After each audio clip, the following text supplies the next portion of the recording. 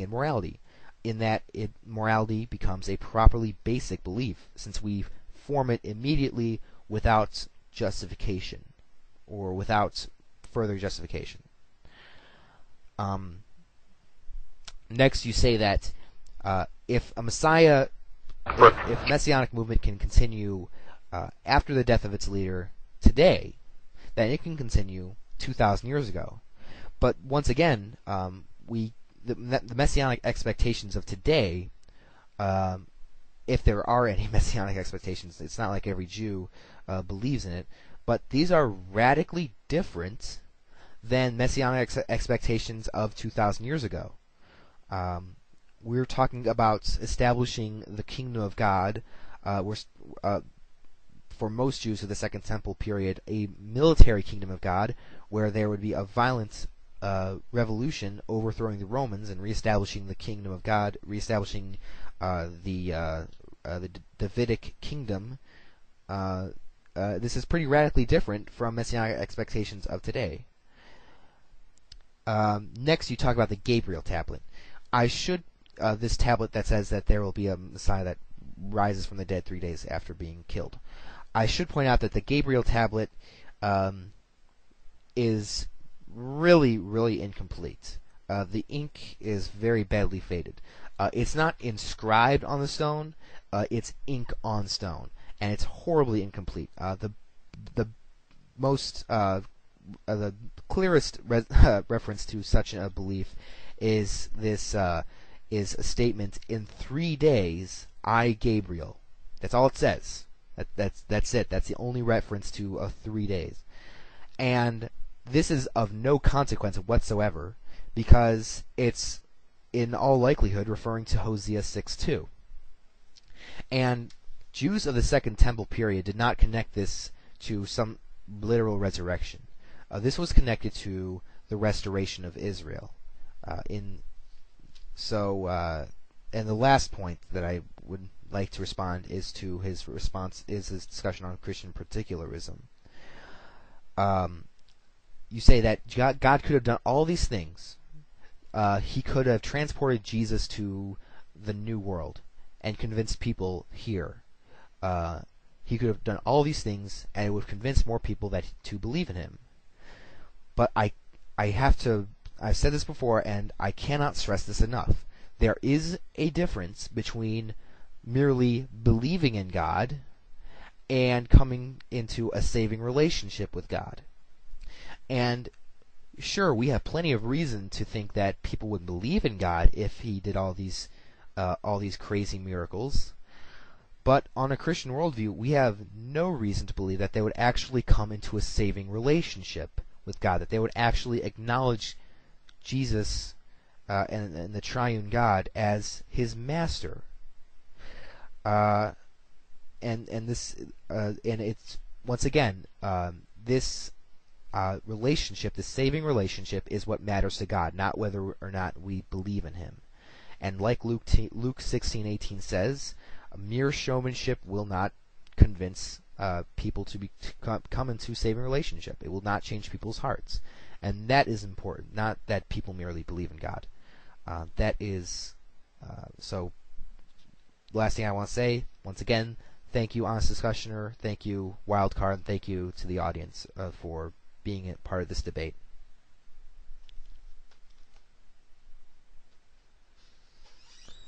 I'm going to need a quick break.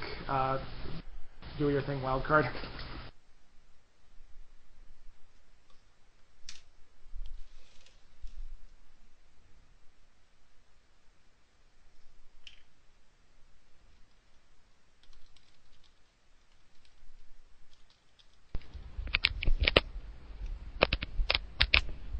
Okay, well, when Honest Discussioner gets back, he'll have 7 minutes to form closing arguments, or closing statements, I should say. After that, the floor is open to the people watching this debate. If they want to ask questions to either of the debaters, that will come up as soon as Honest Discussioner makes his closing statements.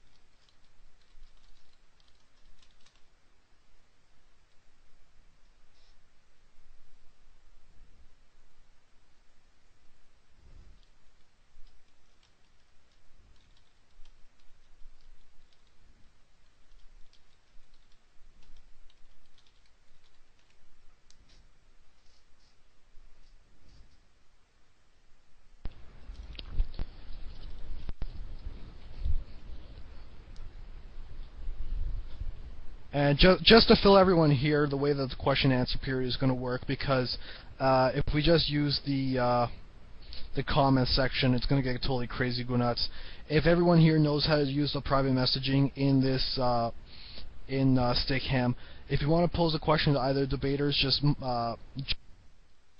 just private message me, that being UNFF Wildcard, and I will voice the question verbally to the appropriate debater. I don't know if you can get PM'd Wildcard. I don't know if anyone talking in text can get.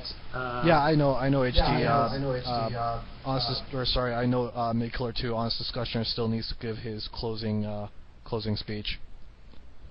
Oh no! For the Q&A, I think what we should do is we'll give the people who are already on doc a chance to ask a question if they'd like.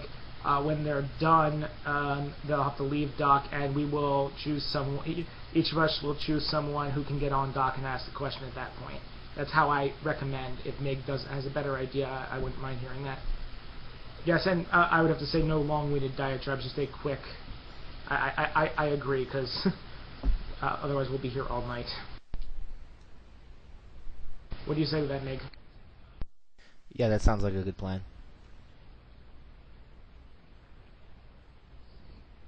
Very well. Is everyone ready?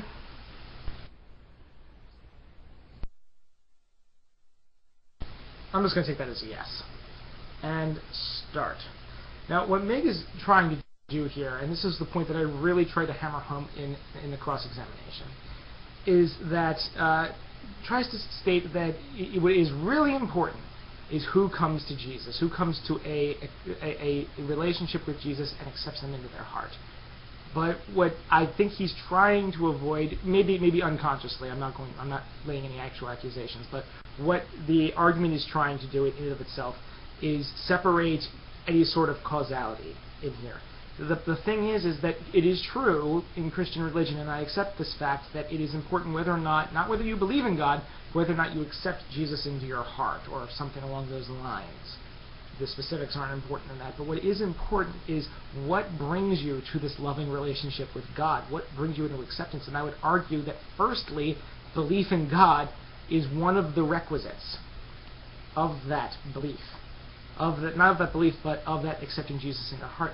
To argue that transporting someone, not even Jesus, just an apostle, to North America, to argue that no one there would have accepted that claim of the millions of people that lived over that continent, maybe it was even in the billions if you take the entire 1700-year history, that none of them would have accepted that seems ludicrous. Not even if you take that away, but the moment Jesus was resurrected, the day after, what about the people in Asia? What about the people that had not yet heard of him, that were reachable by land? It took time to spread the gospel. It did, and to argue that there was nothing that could have been done to convince these people, it's true. Showmanship alone does not give you, does not force you, or does not necessarily lead you to accept Jesus into your heart. But knowing that he exists is at least a requisite of that. And to say that there's nothing else that could have been done, that God in his infinite in omnipotence could not have made a better argument than the one today, than the one is the evidence that I'm going to give to these people. I know how the only way people are going to be able to accept me is if I tell some people that tell some other people that write it down. That is what the faith is. The faith is not in God. The faith is not in Jesus. It's in what someone else says about Jesus. That is not what this should be about. That's not what God should be about. It's whether or not we would actually believe in this guy and accept him as a person. There are plenty of people. I know one of them in this room right now that if he knew God existed, he would give a big middle finger to that person. Yes, I'm talking to you, Leo.